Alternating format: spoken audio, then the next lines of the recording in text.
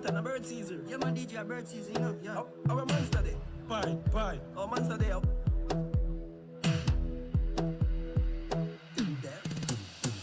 Me never used to sing dancing song. No, me sing dancing song the word God. I mean name Lali Shati. Everybody remember me from 2018. I me did sing What's on Sale. No, me sing Dirt Bunks. I me sing Tip in a Hip Monster of a dance. Everybody learn me. Hey, Lego the bird, Lego the bird, Lego the bird, Lego the bird, Lego the bird, Lego the bird. Hey, Lego the bird. Hey, watch a junker and a eagle. Catch a junker and a eagle.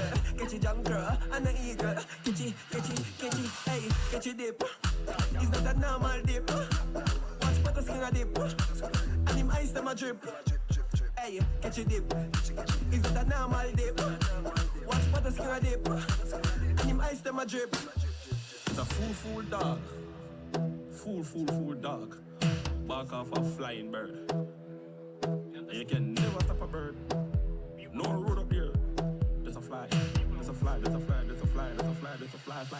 Fly. Hey, me never used to sing dancing song. Now me sing dancing song the word God. I mean name Lali Shati. Everybody remember me from 2018. I me did sing What's on Sale. Now me sing Dirt Bunks. I me sing Tip in a Hip Monster of a dance. Everybody learn it. Hey, Lego the bird pie, Lego the bird pie, Lego the bird pie, Lego the bird pie, Lego the bird pie, Lego the bird pie, bye. Watch a junker and a eagle. Catch a junker and a eagle. Watch a junker and a eagle. Watch it. Hey, watch a dip. It's not a normal dip. Watch butter skin a dip, and him ice them a drip. Hey, catch a dip. It's not a normal dip. Watch butter skin a dip, and him ice them a drip.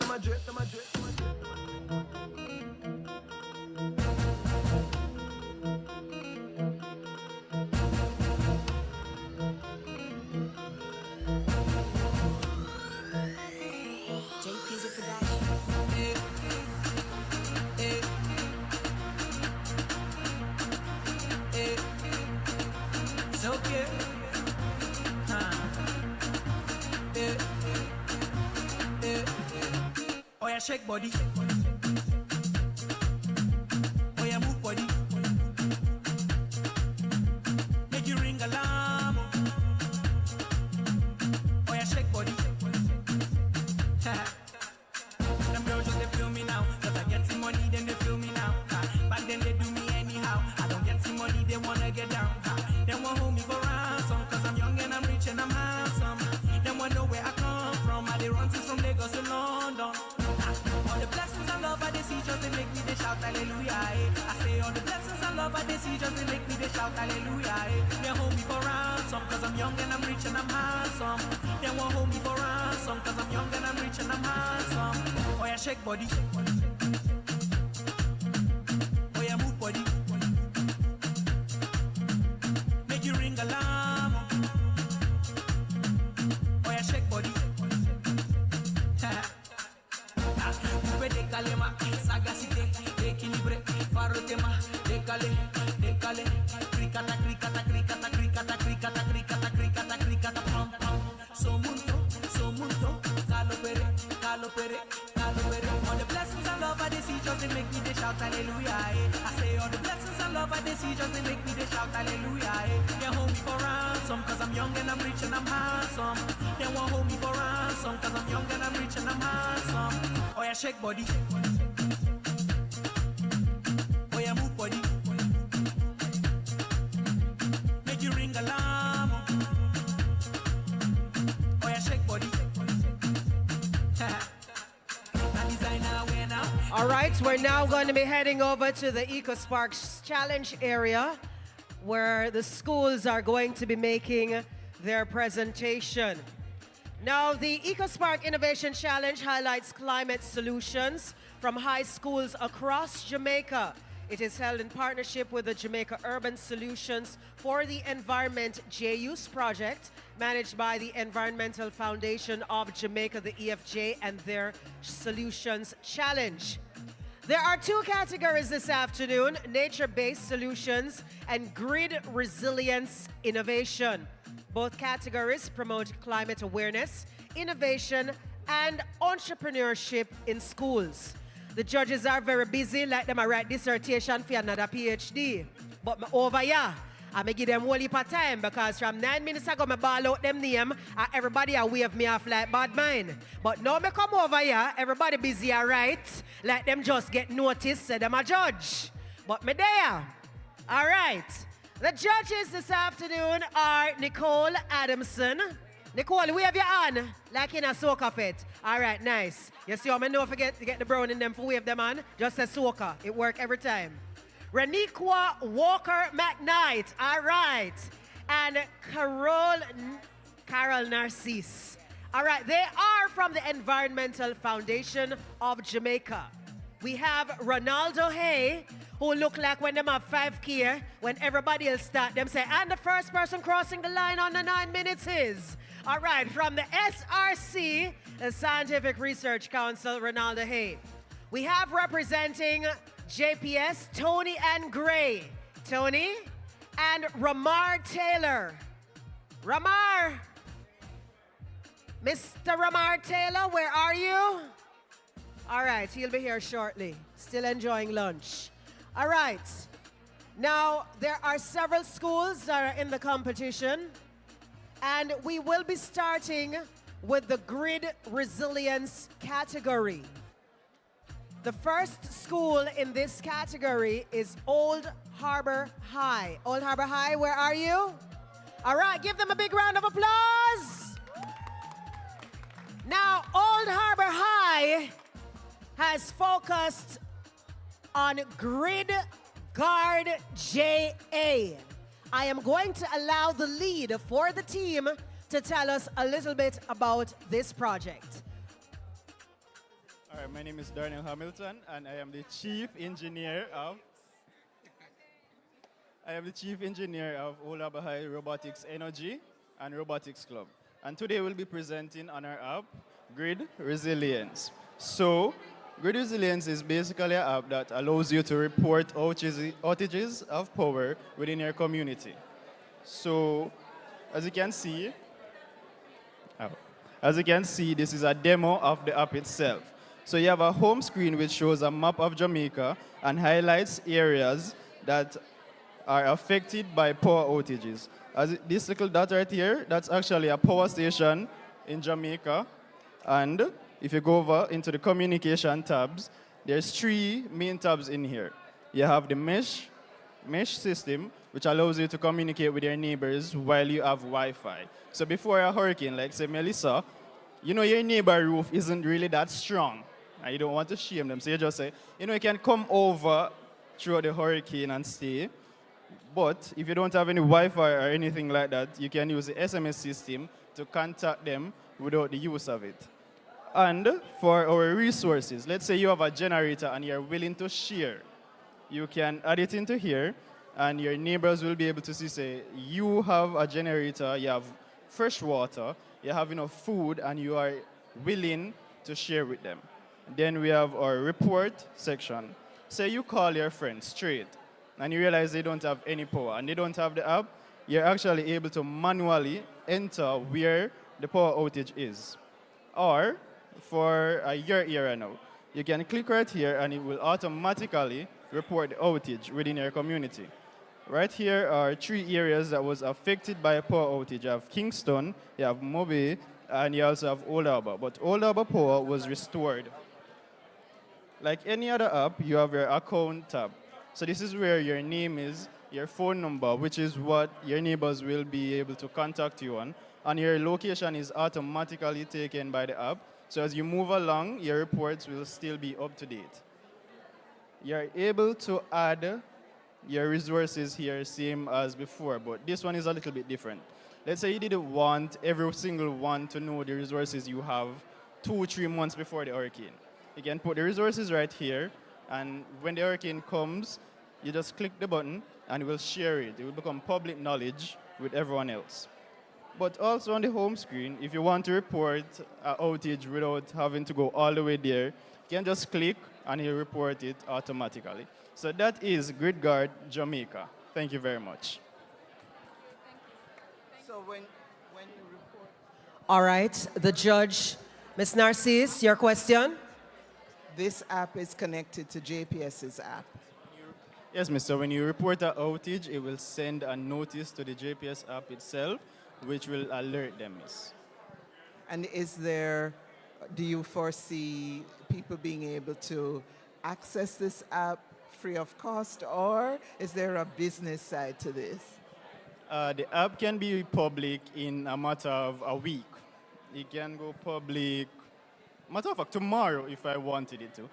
It would be free to start it off, but as we progress, you know, we can charge a little subscription fee. Question. So how do you make this app accessible to persons with like the vulnerable population, disabled community? How do you make this app available so they can use it? So all of Old Harbor would be promoting the app. So we would be able to reach those remote countries.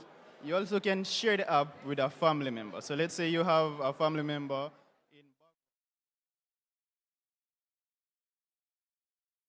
so they can download it automatically. So this is specific to Old Harbor? No. It's to the entire Jamaica. So that you're working with a base GPS mapping of the entire island? We haven't been able to do that just of yet. That's why we are also here. I wanted to talk to a JPS representative. Okay. All right, there you heard from Old Harbor. It's all about grid guard. All right, Roslyn, I would like you to introduce the next school in this category. The next school is Roger Clark High. Roger Clark, are you ready? I don't hear nothing coming on down here. This thing tell me so we have a bag of bees down here, so. Yeah? Solar hive. That means there's some bees down here, no? But I want to hear Roger Clark sounding like you come here to win. No, sir. Sparks, we can move on. I don't think Roger Clark ready. Roger Clark, are you ready? Yes! All right, let's go. Okay, all right. So, Roger Clark, your project is entitled Solar Hive. It is among the category of grid resilience. Who is going to tell us about it today? Shavar, here we go. Lovely good morning, people. All right, this is our solar hive. First off, we have our portable solar panel right here. We made it portable due to the weight of the box. The box is rather heavy, but we plan to shrink it down to a smaller size, but the panel is portable. As such, it came with a cord that you bring the panel outside, you charge it outside, you come back inside, you put it on the top, you plug in it, and you get power, right? It comes with a battery inside, which we'll get to later, but you charge it, and you can have power for basically the whole day. Now, let's move on to outside. This is the perfect part. We have a panel right here, which shows our battery percentage. At the moment, we're at 4 bars, which is at least 80%, right? So you have multiple panels right here, which you can charge as much devices as you want. We have up to 16 panels at the bottom and 2 cables at the side, which plugs in big devices. You can plug in your fridge, your fan, anything you require. All right, so let's turn it on for the people to see. And there you go. Now, my associate here will plug in the fan and demonstrate its power.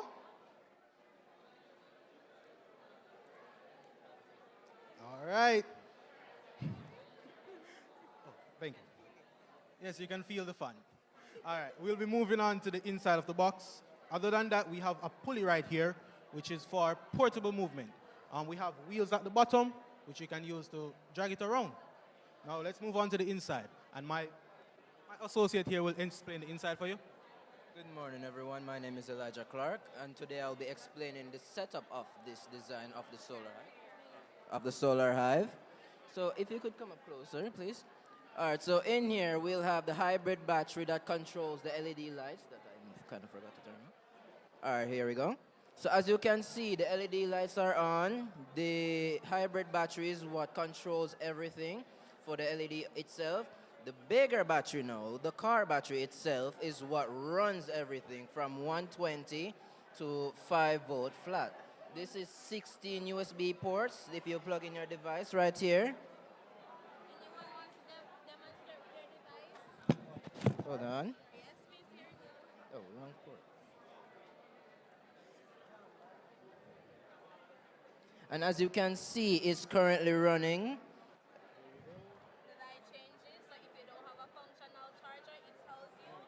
Exactly. Functional or not.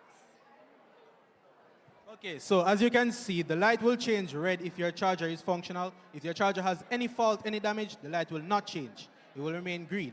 Now, inside we have our own battery that my associate here made. It's 13 volts. We can test it and show you just for preferences. Okay, so while he's testing it, I'll tell you about some of the stuff this solar hive comes with. It comes with a Wi-Fi router, which Wi-Fi will be installed inside of the box, so you don't have to worry about Wi-Fi connections. It can power your school. It power the whole block of ours. You can charge your devices and stuff, and it also can power a whole clinic. Yes, you don't have to worry about power outages. In the future, we like to add a little bit more features like voice recognition and those other stuff. So please invest in our solar hive. I'm asking. Okay, so my associate here will be testing. As you can see, it is 13.71 volts, exactly as he stated on the box, and we'll be moving on.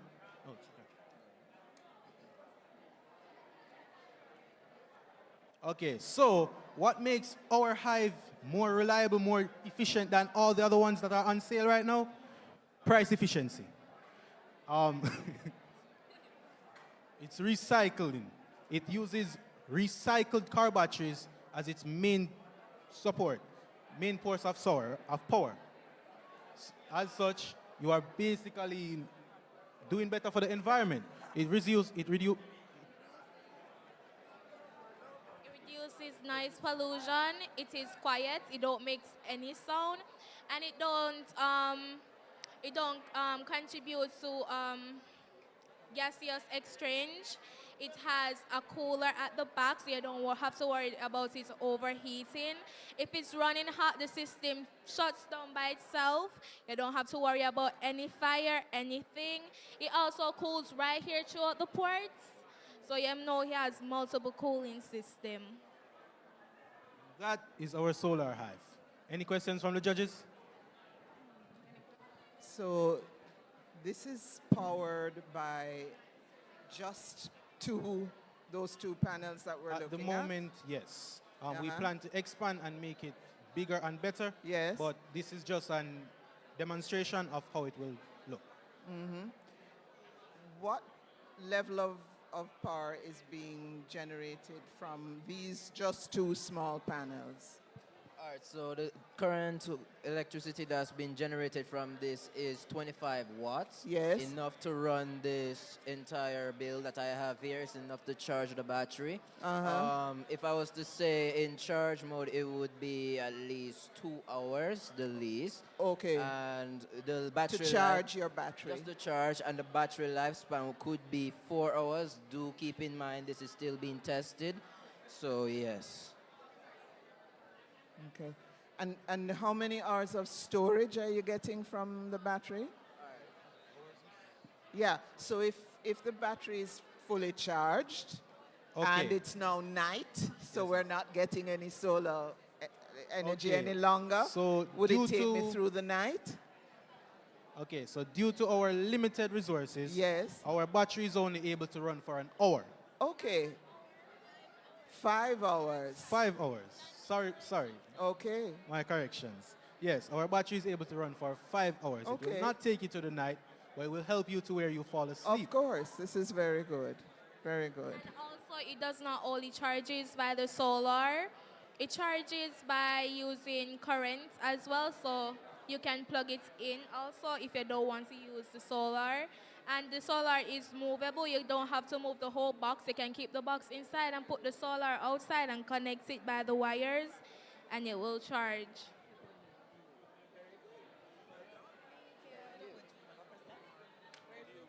How do you test the recycled car batteries that you get to know? The recycled car battery that you use, how do you test to see if they're good for the equipment that you're using? Okay, so for that part, we have a tester here where we have just tested. Hold on, I'll be showing you again once more. Could you lend me this? So this battery that I've created at my home before I came here today, it kind of took a while to build. I had to test each and every one of the 16 batteries that are computer batteries, which is lithium. So it stores current more longer than a regular car battery, so you wouldn't have to worry. As you can see, oh, hold on.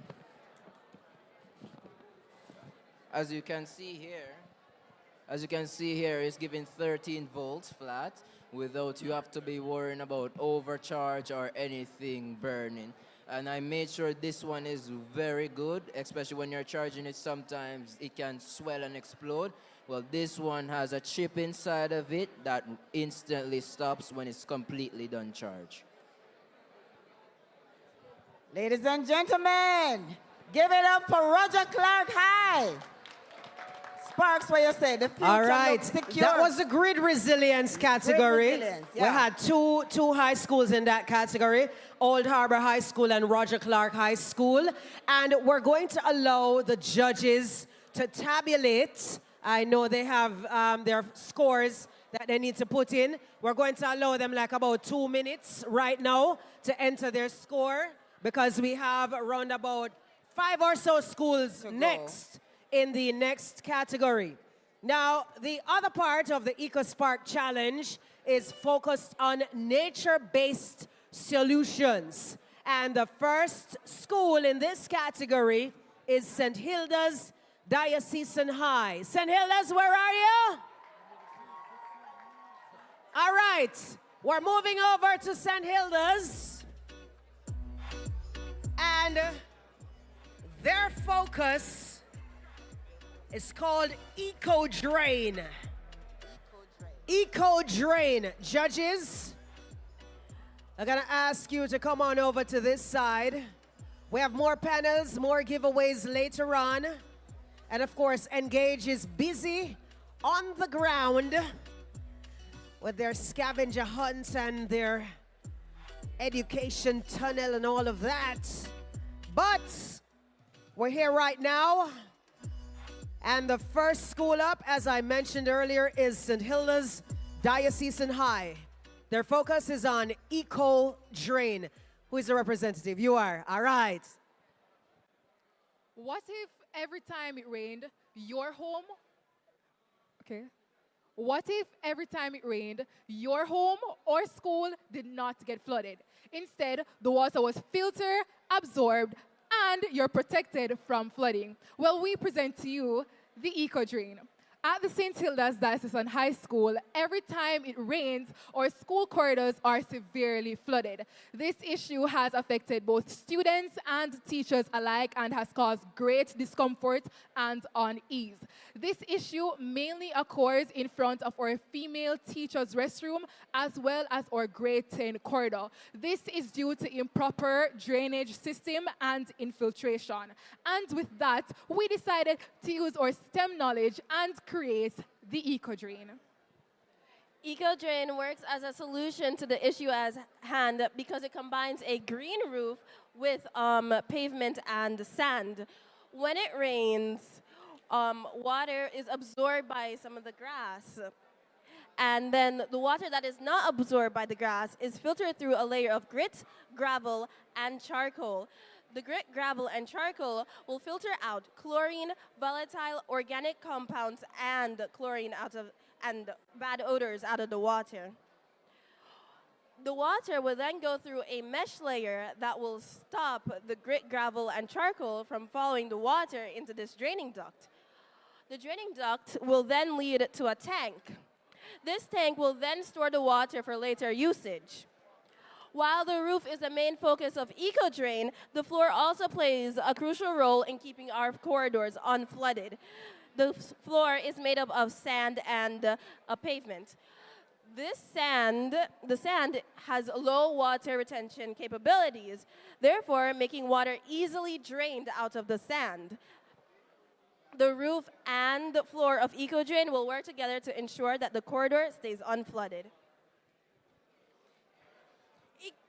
EcoDrain is made from sustainable materials such as lawn grass and grit gravel. This acts as the first line of defense in lowering heavy rain. This is then followed by charcoal, which acts as a water purification mechanism.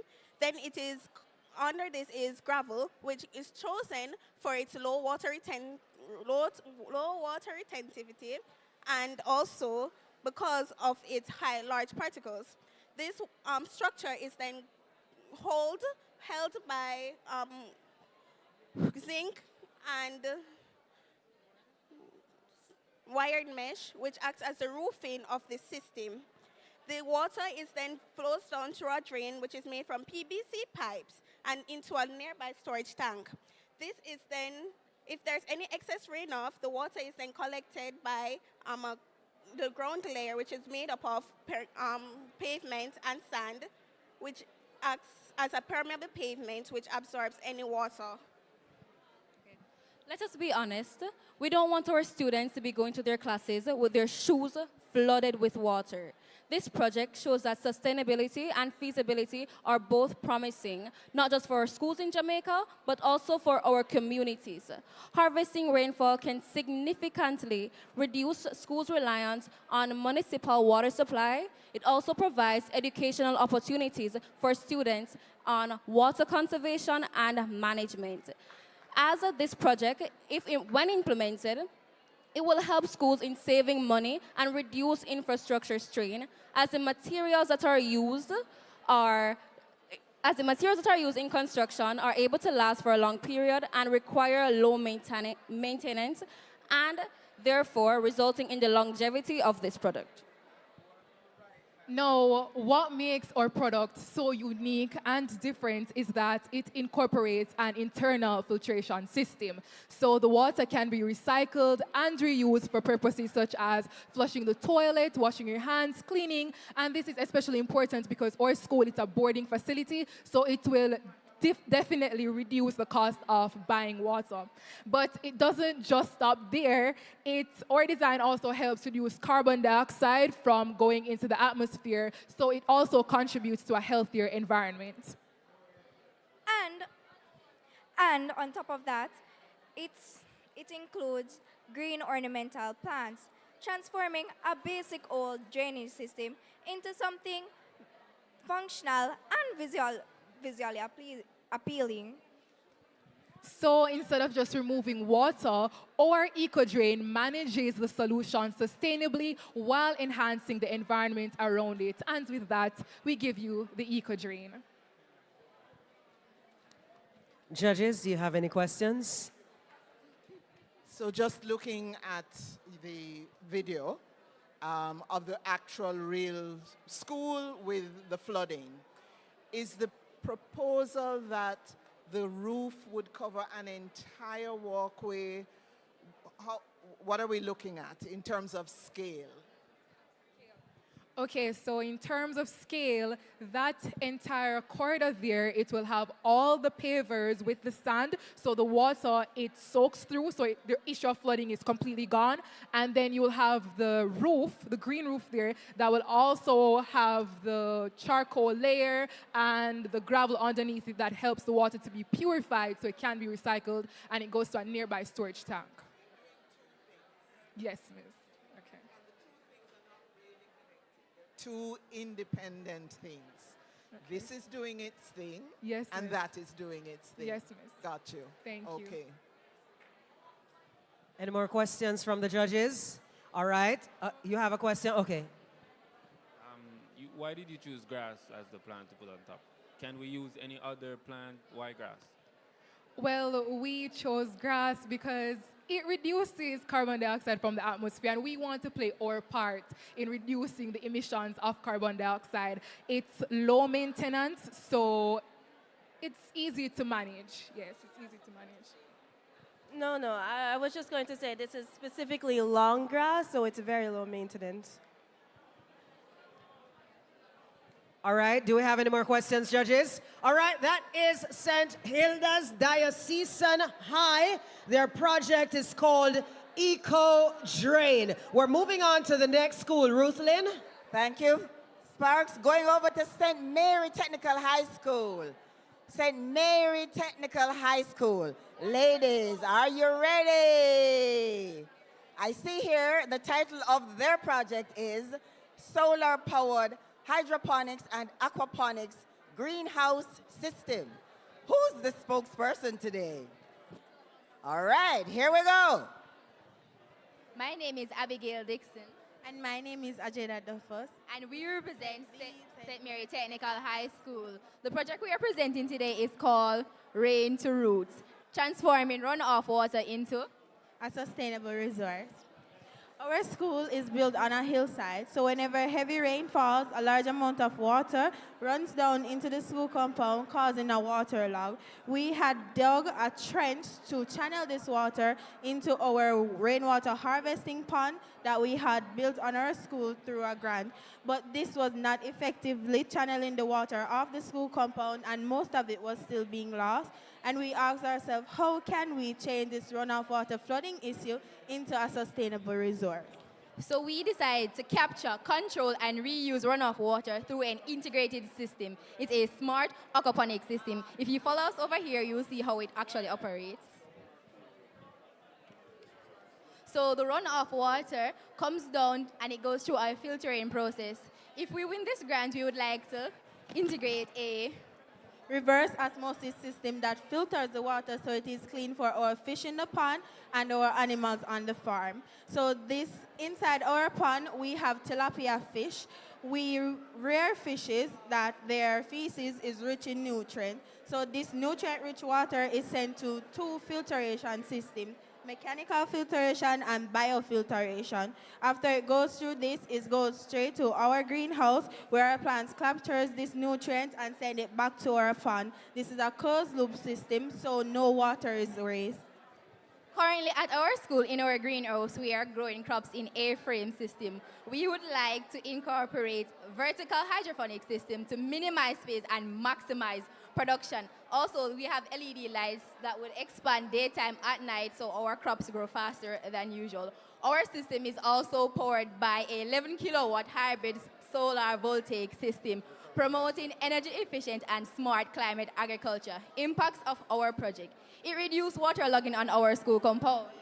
It produces sustainable food for our school and community. It also promotes renewable energy and smart climate agriculture.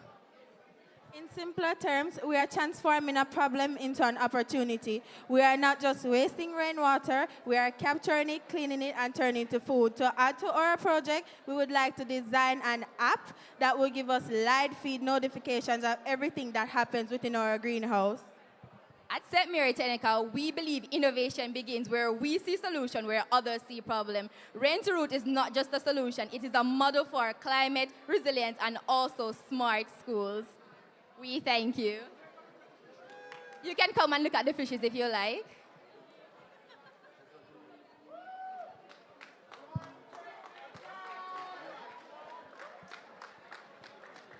Ladies and gentlemen, that was St. Mary Technical High School. Let me hear it for them. All right, judges, do you have any questions? Judges? Judges are taken. Judges are not asking. Yes, I have a question. You said that you had created an earlier solution using drainage and so forth. Does this now fully address the problem of the flooding? No, it does not. On our school, the trench is still a dirt trench. We would like to reinforce it with concrete along with adding channels around our school to redirect other waterlogging anywhere else on the school because our model is just a section of our school. I have a question to add to that. So, being that you're trying to be more of an environmental store, for that dugout trench, have you considered doing a bioswale that is more nature-friendly, a nature-based solution? We weren't aware of it, but now that you have told us, we will take it into consideration. Thank you. All right, thank you so much, Sparks. It's time for you to move on. Guess what? All right. To my alma mater. We're moving on to the third school in the nature-based solutions category. And we have next Charlemont High School. Charlemont, I can hear you. All right, their initiative is called the Green Oasis Food Forest Initiative. Boy, them have a very nicely scaled project right here. So, all right, who is going to be speaking? It will be a group presentation, but I'll be starting off the presentation. Okay. This way? Okay. Good afternoon, everybody. We're at Charlemont High School, and today I'll be starting off our presentation on the GOFI project. It's a little acronym. It really stands for Green Oasis Food Forest Initiative. And what it basically is, we're not just planting trees. We're redesigning our school to adapt to the climate challenges, right? Imagine sitting in a classroom feeling as if you're in an oven. It's torment. And then immediately stepping outside into flooded walkways. That is two big problems we have at Charlemont. That's what we face daily. So we came up with a solution, GOFI, as I said before. Not just thinking about, the traditional methods such as air conditioning and more concrete drainage, which is honestly expensive, not sustainable, and not scalable for most Jamaican schools, right? So GOFI, as you can see, catchments and stuff like that, but more by the second. Good afternoon.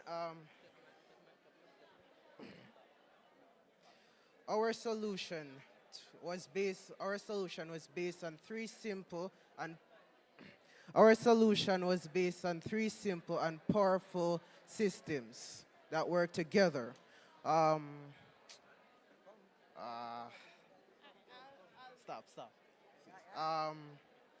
Food forest. A layered planting that So I'll just pick up from where he left off. So he's talking about GOFI, which is our Green Oasis Food Forest Initiative. It's an initiative where we aim to tackle the problem of hot classrooms and flooding at our schools through three pillars. The first one being our green garden, our water catchment, and our water storage facility. So this is just our model. So over here we have our green garden, we have our water catchment and water storage facility. So I'm going to explain how all of this works. You want to explain? All right. So I'm going to explain how all of this works in terms of tackling hot classrooms and also flooding on the campus. So firstly, hot classrooms. As you would have said, hot classrooms are not very conducive to learning for students. You sit in a hot classroom, the place is hot, the teacher's teaching, you just can't learn. And that's why we're saying that we are going to tackle this solution of hot classrooms. And how we plan to tackle it is through our green garden. So you can see we have all of these planting areas. That's somewhat like an orchard with our fruit trees. This has our green garden where we'll plant herbs, ground provisions, you name it, just plants. These plants will help to take the carbon dioxide from the atmosphere. Carbon dioxide being a greenhouse gas, and the accumulation of carbon dioxide in the atmosphere, it is going to result in excessive temperatures because carbon dioxide helps to trap heat. The plants are going to reduce carbon dioxide in the atmosphere because they're going to be using the carbon dioxide for photosynthesis. So when they would have taken up all of this carbon dioxide, it creates a cooler learning space or learning environment for all. And when we speak about tackling our issue of flooding now, we would have realized that the main issue for flooding would be because the water has nowhere to go, so it's pooling up on the corridors. So we're saying, all right, we're going to find somewhere where this water can go. So it's no longer pooling on the corridors, but it's actually going somewhere and doing something beneficial. So here is our irrigation system with the rooftops, our water catchment and storage facilities, recycled drums, gutters, and it's going to go all into our green garden and little orchard area over there. So no longer will we have the problem of funding. This is something that is all around beneficial, because eventually our green garden here is going to grow, we're going to have produce, and this produce, we can sell it to make money to enhance our club activities, or we can use the crops or the produce that would have been grown to help in our schools' breakfast and lunch programs. So it's overall something that's beneficial. Also, to tackle the hot classroom situation, we have outdoor classrooms where students can come outside and learn. Also, this is something that is a learning process for students. So we're not just setting up an experiment, but it's something that students will be actively involved in. So students are going to be the ones that are working in the gardens. They're going to plant the crops, monitor them, see how they're growing, and see how this is actually helping to reduce the the heat inside the classrooms. As you would have said, this is a cheaper solution than using the traditional methods, conditioning units and drainage systems, because those are things that are costly, and we know that not all secondary schools can afford that. Yeah, and I think that's all. Any questions? Sorry. Can I go again, Miss Marcher, again? 2 seconds? All right. Sorry, my time again. Sorry. All right. Put the mic up. Water harvesting. Water is collected from roofs using gutters and stored in catchment areas that are used for irrigating and other agricultural practices like aquaponics and hydroponics. Then we have, that's it. All right. Judges, do you have questions? I wanted to see, okay, thank you. I wanted to know, how is this an integrated system? You mentioned that it helps with flood mitigation, but I'm seeing the barrel right here standing alone. I don't see how it connects to the garden that you stated here. The water is going to flow off the rooftop. We have our little gutter thing right here. It's not really connected. This is just a demo model, but it's going to be connected to our rooftop. It flows into the gutter and from there into our gardens. You see a more integrated system over here where the water is flowing directly into the garden. Okay. Can I explain these features? What are they? All right, so this is our green garden. Got that part. What are these features? These are other things that we'd have planted in our green garden. So, okay, so these are food growing beds? Yes. Okay, so they're not a flood-related feature? No. No, okay, all right. So in terms of your flood management, it's mostly a catchment approach that you're using? Yes, all right. And the water being irrigated back into the soil and not on the school. All right. What do you have in mind as what would pave this area? What would this be? This would... What would be good as pavement? Gravel. Gravel, you know, it seeps into the soil. It doesn't flood. Well so done. Gravel and stone would be good as very good. All right.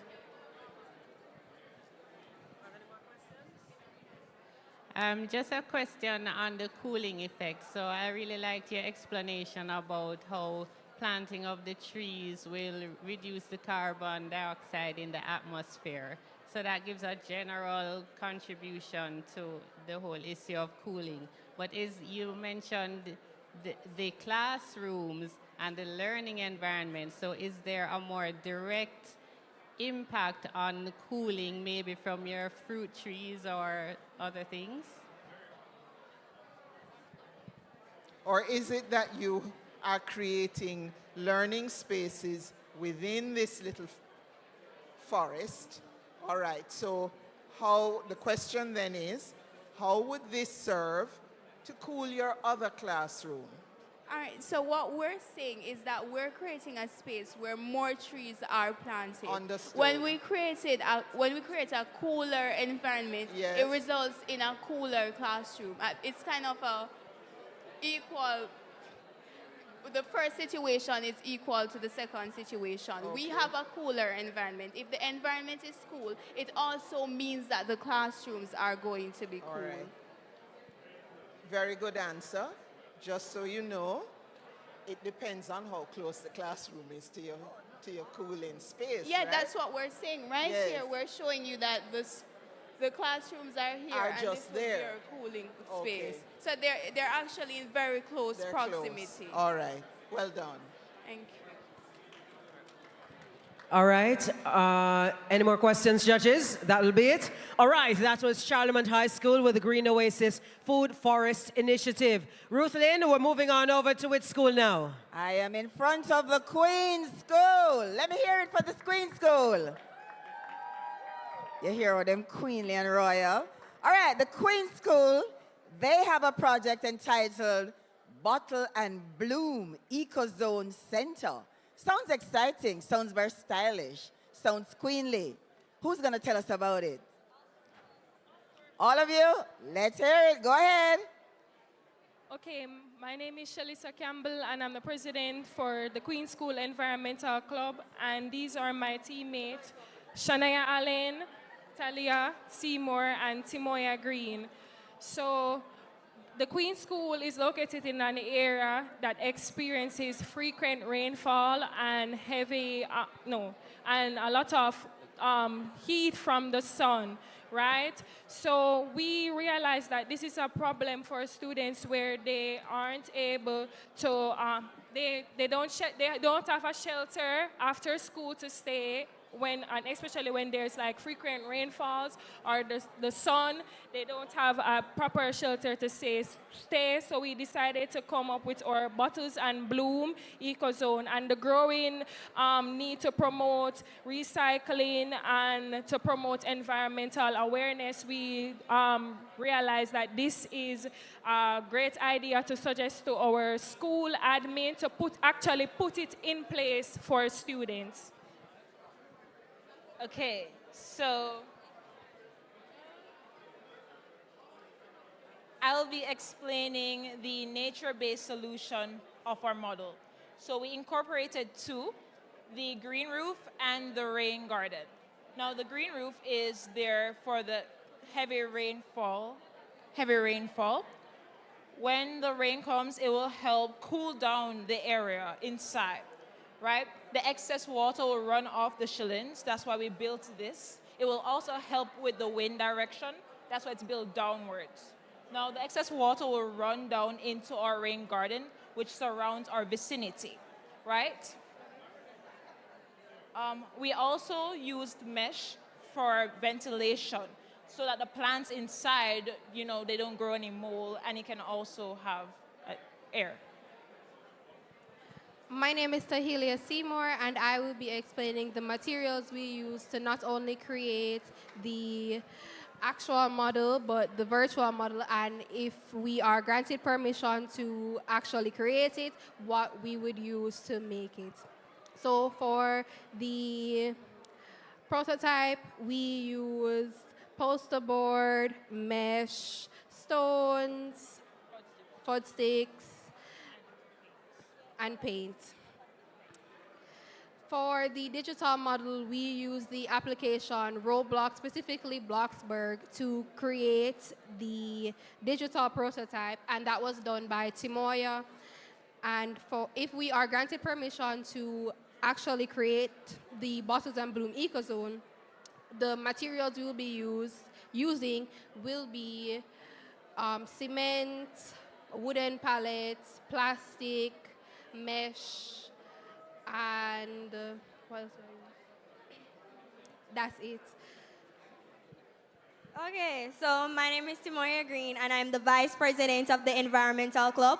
Now, I'll be talking about food sustainability and food security.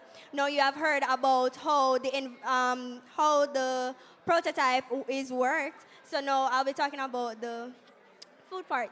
So when we use the plastic bottles to create the vegetation and we plant our herbs, anything basically, or fruits or vegetables, now once it's produced, it will go to our canteen so that the ladies can have food. So this now will result into food sustainability and food security. And so it will basically be like in a cycle in a way. So once we produce the food, our school canteen will get it and the students will eat. Back to Shania. So we want to teach the ladies responsibility and especially how to care for the environment. Hence, we implemented the vertical gardens, which you would see on the walls. We also have planters. As stated earlier by Timoya, the planters would grow fruits and vegetables. The girls will learn how to plant their own food. They'll also learn how to take care of plants, and we'd have a roster in place which would help with the water irrigation, right, throughout inside the greenhouse. Do you have any questions?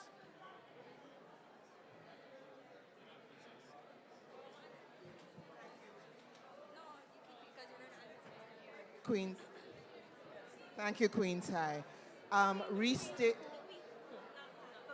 the Queen's School, and I should know this since it's my alma mater. Restate the problem that you're solving. Okay, so the main issue is the students at our school, they do not have an area where they can sit down to wait for their parents to pick them up in the afternoon. They normally like to sit at the canteen or sometimes by the first floor block. That doesn't protect them from the rain or the heat when it's, summertime or close to hurricane season. So we're like, we want to create a greenhouse, but a chill spot. Hence the Bottle and Bloom Eco Zone. All right. So you're creating a space where students can sit, and it will be cooler. It will demonstrate growing edibles and so on. How are you envisioning that structure would be constructed? Is the structure itself bottles, or what is the material that would, if you went from model to actual, what would you be proposing is the material for the building, for the structure?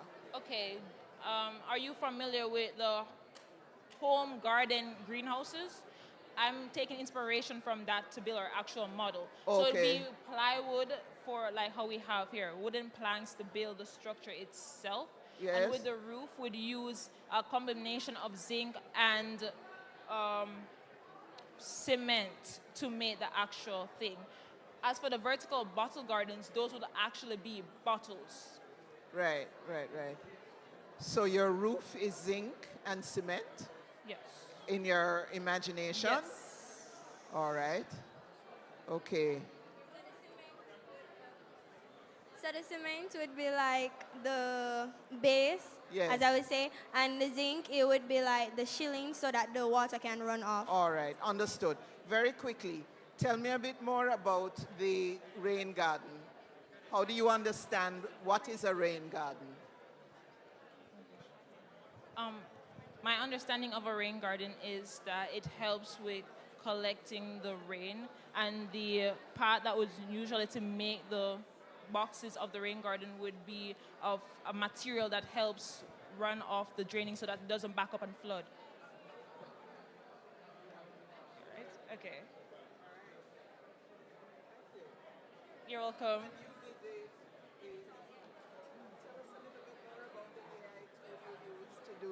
So what I use to make the digital prototype would be Roblox, and specifically the application on Roblox I used was Bloxburg.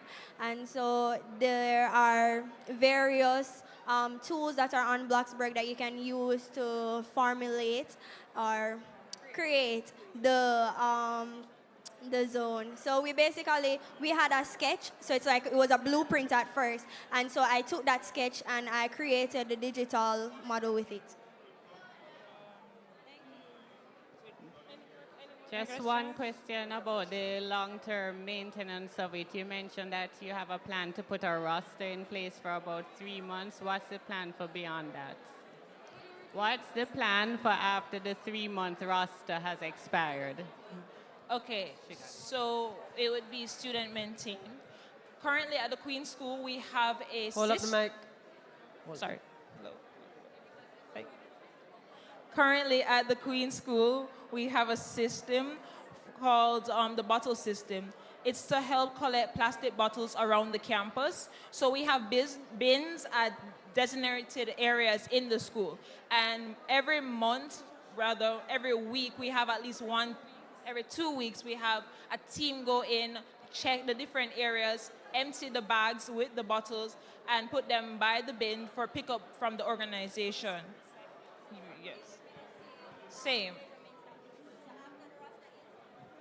So after the roster, the 3 months period has expired, we would use the same personnel who go around and collect the bottles, and we would pick designated times that they would do it. So it's different from them collecting the bottle and also maintaining the zone. All right, you heard from the Queen School. Their project is called Bottle and Bloom Eco-Zone Center. All right, the final school in this category is St. George's College, and their project is a rain garden with a miniature sponge city. Who is going to be speaking? We will all be speaking. All right, let's go. Hello, everyone. This is the St. George's College Environmental Club. You can find us on Instagram at STGC Environmental Club. I am Eze Thomas. I'm Russell William. I'm Jeremiah Shim. And I'm Javon Hamilton. So, let's begin. St. George's College has a problem of recurring flooding and a 4 degrees Celsius increase to the climate over the past 10 decades. Now, where the flooding exists is going to be shown on it. So, the flooding exists at the O'Hare building, our 5th form block, and our 3rd form block, and right at the St. Ignatius fountain in the center of St. George's College. And through this, we decided we want to tackle this issue through creating a design or proposal to combat the water flooding and the heat by not disturbing the ecosystems that are there pre-existed. So we had thought of nature-based solutions. We've heard it by everybody around here, but they've been using the terminology nature-based solution. But what exactly is a nature-based solution? Nature-based solutions are projects, initiatives, actions, or anything that maintains, sustainably manages, restores ecosystems, and prevents societal climate challenges hurting the environment and ecosystem further. And so we came up with a design called the EcoFlow Grove, or as... So, the EcoFlow Grove, this is it. The EcoFlow Grove. So this is our nature-based solution to combat surface flooding, and pretty much how it works, it captures runoff water, it stores runoff water, and it releases it slowly over time, where it can be used and channeled into proper water channeling systems, or more efficiently and more reusably, it can be put into irrigation systems, such as ones at St. George's that we have. The first 2 key features that it possesses is an elevated zone and a depressed zone. So our elevated zone caters to our dry season plants, such as hibiscuses, heliconias, and our depressed zone right here caters to our wet season plants, such as our lilies and other such plants that can take the water when it rains. So utilizing this gradient from the elevated to the depressed zone, we're able to efficiently absorb water into the soil layer, which is our first layer at the top. Then the water is brought down to our non-woven geotextile fabric, which acts as a filtration layer to keep water out of our aquifer system, our gravel layer, which acts as a miniature aquifer to store the water. So once this gravel layer is full, the water seeps down into our sand layer for moisture control and is released slowly into the systems, as we said, either better infrastructure, outside the system, or into irrigation. And of course, at the bottom, we have our basal layer, which is our impermeable membrane to keep water from getting in and from seeping out, to make sure that there's no erosion and to keep the system as closed and as efficient as possible. So the design of the system benefits greatly to regulating temperature and operating in both the wet and dry season, and of course, helping and improving water management at our school and beyond.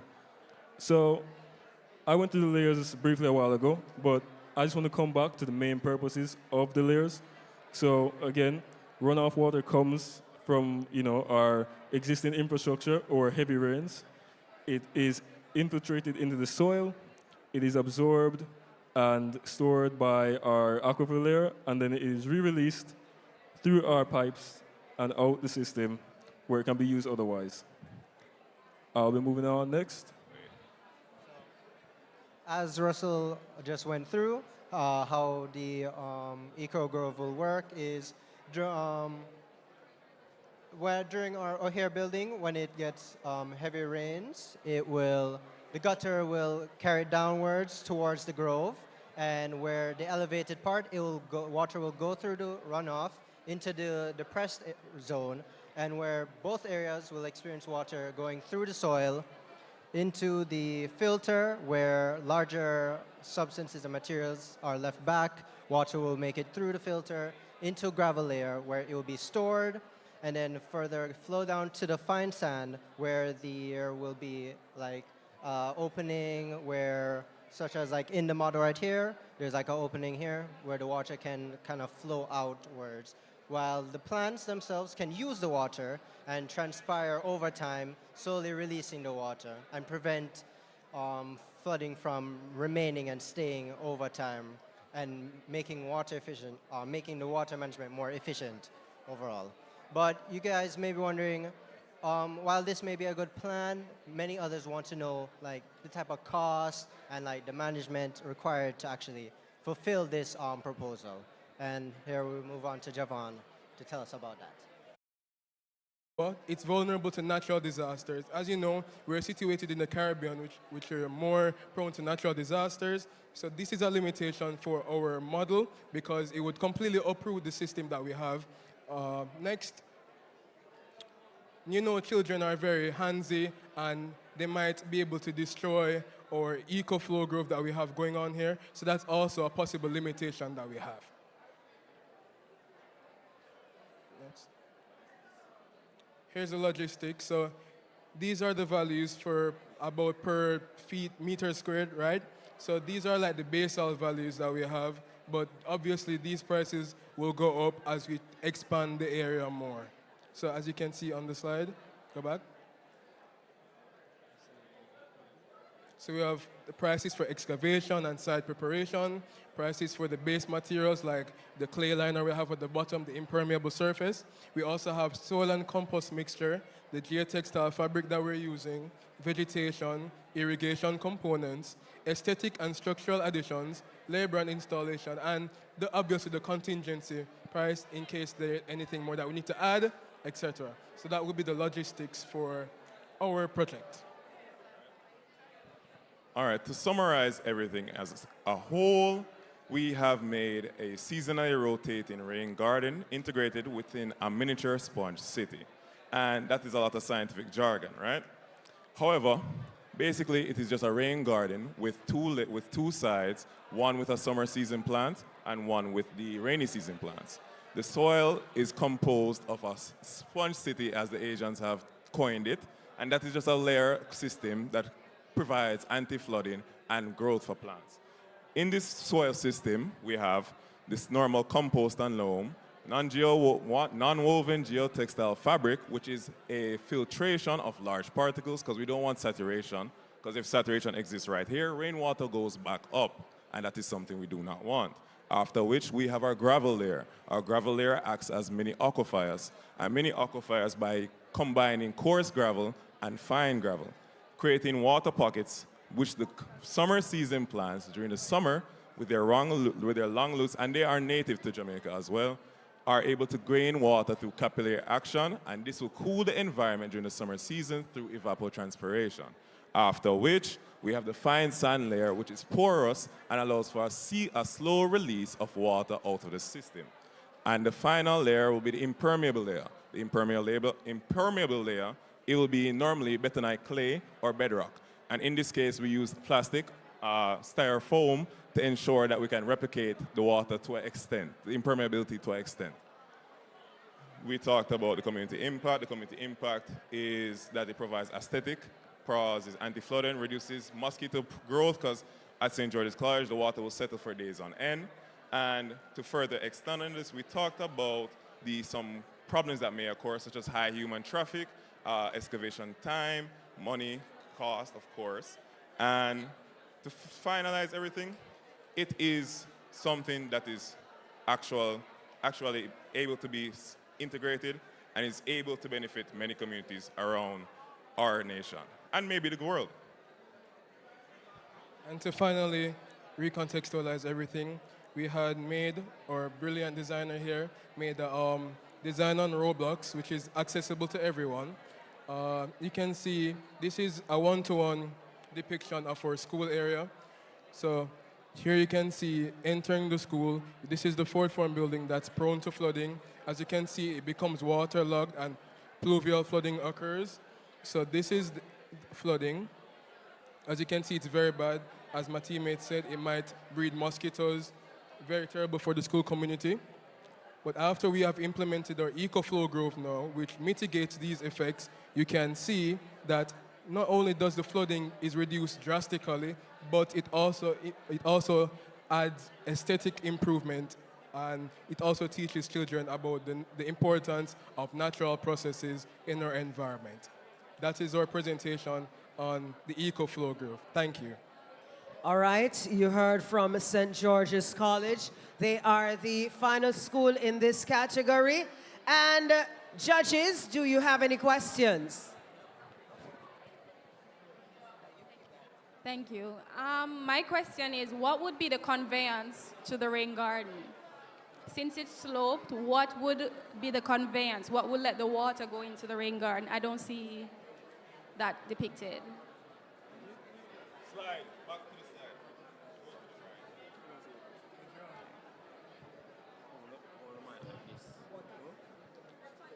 So,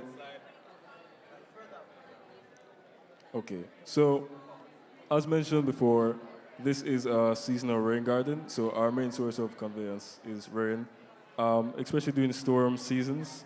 Another thing that is integral to this rain garden functioning, especially at St. George's, is the gutters. So our current system is these tall gutters. They come out of the buildings straight from the top of the second story, and they pour down onto the ground below. So they have a high impact, lots of water coming out. So these are high volume areas that release water regularly. So these are our main water capture points. And this is exactly why the O'Hare building, or in front of our 5th and 4th room block, is the ideal place to site the EcoFlow Grove. So just to be clear, the existing space has gutters that empty onto it. Is that correct? Yes, it is correct. Okay. All right. And what's happening at ground level? Is there... Okay, so here's why we're asking this question. Rain gardens often are parallel to a roadway or some other driveway that floods, and it diverts that water and does its thing. So that's the question you're being asked. So your source of water is not so much at the ground level, is that correct? You're not diverting flooding at the ground level. You're capturing from your gutter, from your roof. Is that correct? Essentially, yes. But at the same time, the area that we've chosen is a neighboring to a road. So it's a dual function, pretty much. It aids in the existing system in addition to keeping water off the road. Because per our slide, we do have some images of the direct road. So the road is directly adjacent to our site, and that is why it was chosen as the main target area, because of this proximity to the road and because of how much area it affects. All right. To actually give a context of the situation, at the fourth form block, there is gutters that run from the road which floods into the garden. Yes. And to further fix what my colleague has said, the gutter system does not pour into there really. It is be something we would have to change. Yes. Okay. And additionally, for areas that would not have the gutter system, such as the fountain or even in front of our biology lab, that is why we have the fountain also has a system that will pour water back into the environment. So even if during the dry seasons, they are getting watered as well. So the water will normally just overflow into the place. And this is where This is the area affected. Okay. Okay. And that's water coming down the road, the driveway. Gotcha. Okay. Also, I wanted to add on that the water that will be drained from here can also be used by the school for agricultural purposes because as it goes through each layer, it's also absorbing nutrients and minerals. Since in the original diagram, can you go back? So do you have a circular system? Does this feed into something else? The farm, that is what we're trying to get in. Okay. And I wanted to add on to that we have runoff absorbers at the end, which would be sacks of fertilizer or drained fertilizer, and then we have it that the water that passes through goes down and reaches it. So like phosphates and nitrates can be absorbed by the fertilizers and then used back into our school farm. So the design includes taking your filtered water over to somewhere where you're growing. Okay. I was given a few suggestions while we were here, such as using EC meters to figure out what to do with it. Also, I remember last year by the St. Immaculate Conception High School, they had a condometric method of finding out what minerals are inside soil. And we can use that in collaboration with this to figure out what we really need to use and what we need to add so we can have a sustainable and diverse ecosystem. Last question. Yes. Thank you. So a lot of the claims we make about these kinds of solutions have to be backed by some data. So is there an element of the project in which you're identifying volume before, and how would you be, what's that plan? I did see some information by, his name is Xing Huan, and he wrote an article about how much water sponge city systems store in their aquifers. I think it is very gradual and it's very small to the amount. It is about 45 milliliters every time he had rainfall. And that is the volume I was given. So by, I think the month at the end of his research was about, I think he had about 462 milliliters. Oh, but to our school. Oh, sorry, I'm just completely sorry. For a plan for measurement of water, or what? Of water in the aquifers, or right here? What's being taught? What issue you have after doing this? We pitched this idea to our principal yesterday with the whole staff meeting, because it is a recurring problem that we all see, and mosquitoes breed there, and that is not good for anybody. So this is our solution while participating. So this is a plane level, right? The place where the water stores, in front of it is a plane. Everything is a plane. The school is a plane. It is on plane ground. Okay, so when water leaches down, how do you store the water in terms of to use it for other purpose? For other purpose? Yes. That's my suggestion was having a piping system leading to water drums as well. However, that is an engineering problem which is very hard to think of, which is why I would have to get help from other outside people. Yeah. So would you think of using a pump, or you just want it to run? I feel like a solar-powered pump makes more sense into drums. And then you can outsource, you can do whatever you want to do with the water after. Because we can grow Elodia and other aquatic water plants. Any more questions, judges? All right, St. George's College, thank you very much. All right, we're now going to allow the judges to deliberate over the various schools, and the schools which were in the EcoSpark competition this afternoon as finalists are St. George's College, the Queen's School, Charlemont High School, St. Mary Technical High School, St. Hilda's Diocesan High in the Nature-Based Solutions category.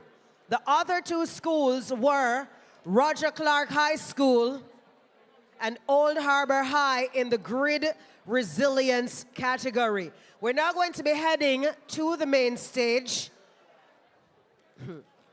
And we must say, Sparks. Judges, you have about 5 minutes to deliberate. I've got to thank the judges again. Nicole Adamson, Reniqua Walker McKnight, Carol Narcisse, Ronaldo Hale, Tony and Gray, and Ramar Taylor. And when you see what those children have done, Sparks, how you feel? How you feel about the future? Well done, well done. Future is secure. They've done well. Give yourselves a round of applause, people. Give yourselves a round of applause. Yeah, man, them do good. And with all of that, we have to thank the sponsors who helped to make this happen. We want to big up once again JPS. JPS in the house. Thank you. We want to big up Charge and Go. Yes. We also want to big up Juicy. We want to big up Saddle Energy, Carib Cement, Restaurants of Jamaica, Tower Farms, and Flash Motors. And I want to big up my president, Hugh. Big up yourself. I see our president in the house. Welcome, welcome. All right, an announcement. All members of the energy clubs, you may go and pick up your packages at the Redemption Center. All members of the energy club, you may go and pick up your packages at the Redemption Center. And I have another exciting announcement to make. This one you're gonna love. Guess what? If you go to the JPS Charge and Go booth in the BYD showroom and take a selfie with the JPS Charge and Go team, the first 10 persons to come back with the picture and the name of one JPS Charge and Go team member wins a Burger King meal voucher valued at $1,000. So go over to the BYD room, take a picture with the team, and come back over and tell us the name of one member of that team, and you can win a Burger King voucher. That not look like it's a movie, Tanya. I'm just troubling you. All right, and you may go and get your test drive. Get a test drive of an EV, and guess what? Anybody in here have money can buy an EV today? Anybody can buy an EV today? You want me to buy it for you? All right, talk to me when I come off of the stage. If you buy a BYD today or this month, you will receive 50% of your bill. Wanna hear how much I say? How much I say? 50%. Conditions apply. Conditions apply. All right, people. It's time for the judges to do their... The judges are doing the tabulation right now as we speak. And we will... Yeah. But we need to bring on the stage right now a representative from the Environmental Foundation of Jamaica to make a presentation on the JU's project.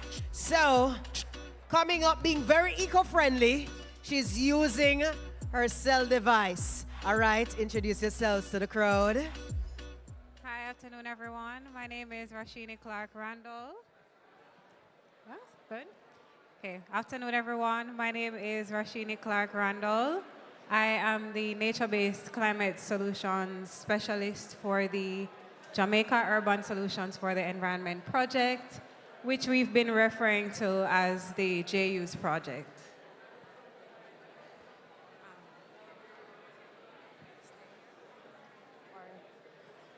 Center stage or...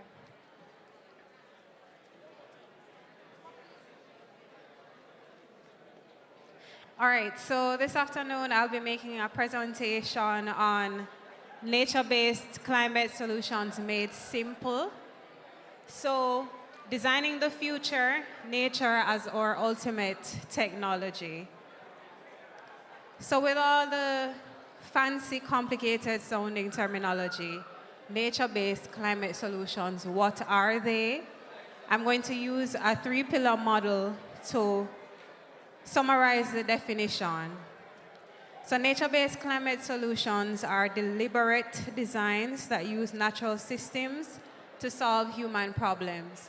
Some of these problems are quite relatable to us, especially those who reside in urban spaces or cities. And some of those issues specifically are climate change and food security. So in nature-based climate solutions design, we take a wholesome approach in that instead of just thinking about it as nature as aesthetic or just planting trees, we're thinking about systems that are able to deliver on services to both the environment and at a societal level. So we're building systems that protect or defend us from floods and storms. They also provide cooling effects in that they're able to lower the temperature of our streets and cityscapes naturally.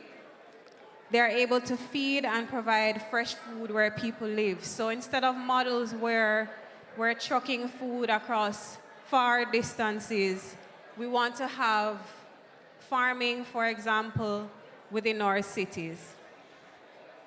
So over to the next slide, I'm going to display some examples of nature-based solutions.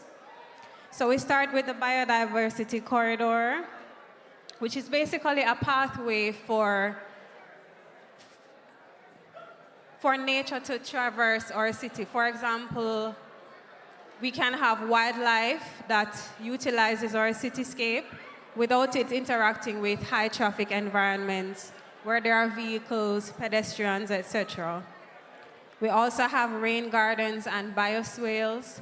And simply put, these are comparable to our concrete drainage that we know of. And the difference mainly is that they utilize natural elements. So as you can see in the design of it, it works using stones, rocks, vegetation to both hold water and to channel it into appropriate drainage systems. We also have pocket parks, and they're called pocket parks because we're all familiar with what parks are and the importance of green spaces. But in urban environments, we tend to have very dense cityscapes where there are limited green spaces and limited potential to implement green spaces. And so the pocket parks are important because they provide localized cooling effects within the city. And what that simply means is that within the pocket park itself, which is less than a quarter acre, we have these cool zones within the city which help to minimize the urban heat island effect. So therein, we're using nature as a solution to heat. Another set of examples I think we're more familiar with. They are, for example, green walls. And green walls can be unique designs in that they can be made edible. We have green roofs, and in green roof systems, we can have rooftop gardens, which is another type of nature-based climate solutions that's appropriate in the urban environment. So the urban challenge, what is the problem really? So our thinking of dealing with problems that are faced as development trends change, we're seeing more high-rise, we're seeing more development overall. So we have a gray problem. And by that, we've built our cities like concrete boxes. So we've removed nature from our cities. And a part of the thinking, a part of what the JU's project is trying to promote is that we need to bring back nature into where persons are mostly residing, which is within our cities. So asphalt and concrete development, they soak up the sun and they make cities up to 5 degrees Celsius hotter. And they also act as water barriers. So we see last year during the hurricane season, we had Hurricane Melissa, which was quite an example of the impacts of climate change and what that brings along with it. But even in the hurricane season, we see where we have these flash flood events. And during these flash flood events, we see gushing of water onto our hard infrastructure, and that's what we want to limit. And so that takes me to the next slide, where we're looking at a bit of water wisdom, our land, our future. And in theory, we don't want our cities to perform like dinner plates. So, think of a dinner plate. Anything that interacts with it just sits on top of it. We want them to perform like the forest floor, which allows for infiltration to groundwater resources naturally. And so those applications can be, as I mentioned above, bioswales, more permeable surfaces, and the goal here is for water to be captured as a resource to be used, rather than something we're trying to discard and get rid of. Food security, as I mentioned, is one of the main challenges that we're faced with in urban environments.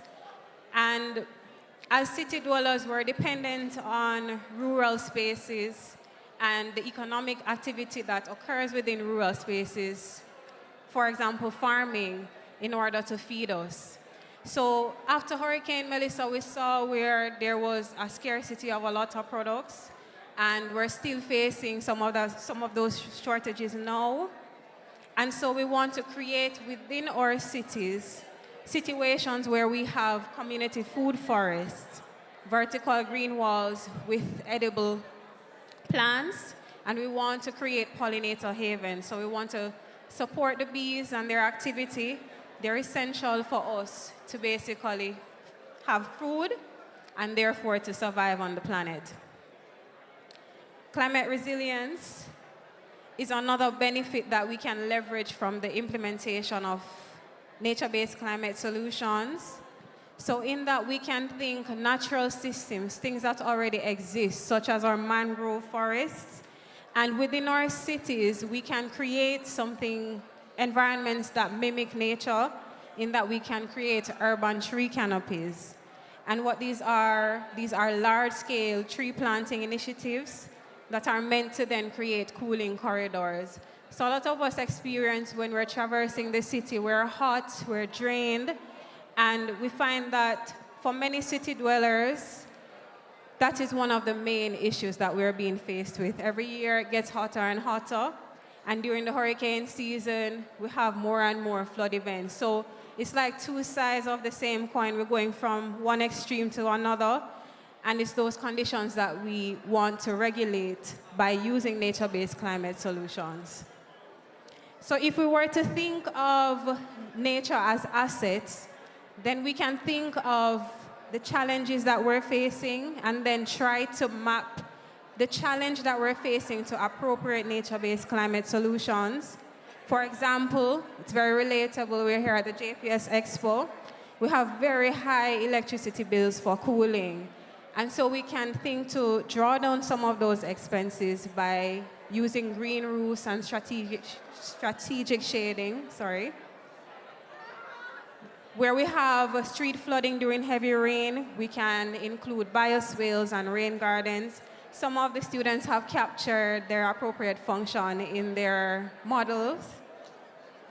And we have high cost of fresh produce. We're all facing that. So community fruit orchards and edible hedges are some of the solutions that we can think of implementing.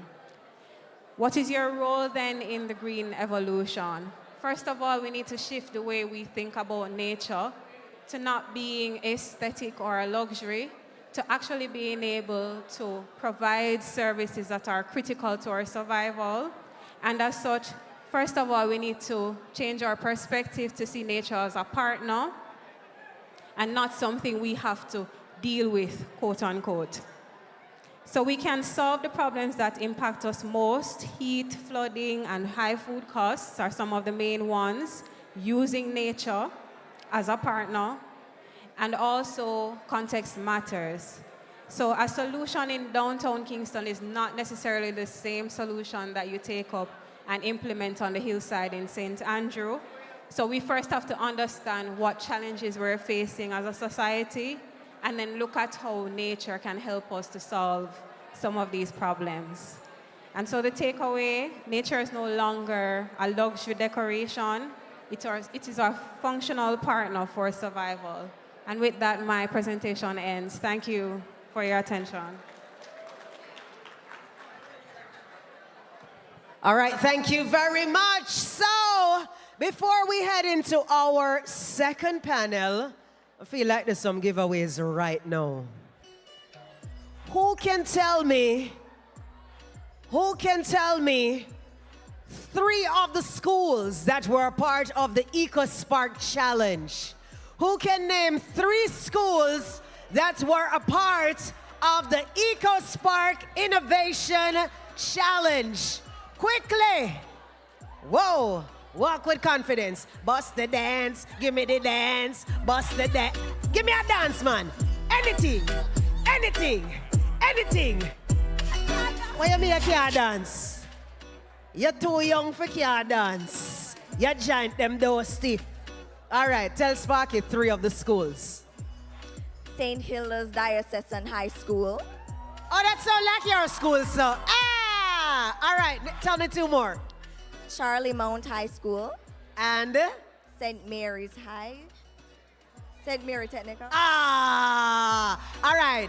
Come over this side. Come over this side. Come here. So you can't name 3 more. Tell me 3 others. She said St. Hilda's. She said St. Mary Tech. And she said Charlemont. Come over here, so. Oh, you're too young for can't remember. Oh, God, man. Oh, God, man. I mean, no, say anyhow, I tell you if you sing one a Chronic Class song right now, you know all the lyrics. If I say sing one a Malidan song, you know everything. Come on. All right, tell Sparks. 3. Looking at the crowd, and maybe I might get an idea. Old Harbor High School, Georges and Queens. You see how she look vexed? Call the name of our school right. The Queens High School. Oh, okay. No. Go on again. Edit it again. Them very particular, you know. You can't just call it anything, you know. All right. You see how our back gets straight? All right. You see how she lean over? Like when Miss lean over upon the table, like you see all them pick near. Call the name of the school correct. So, the Old Harbor High School, Queens High School, the Queens High School, and St. George's College. All right. I'm still going to get you. Come over here, so. My assistant, so come. Stay up on the side. Ruthlyn, take their names for me, please. Take their names right over here. Yeah, man. Have you learned anything so far? Has the conference been useful to you? Yes? I feel like when I just take the day off from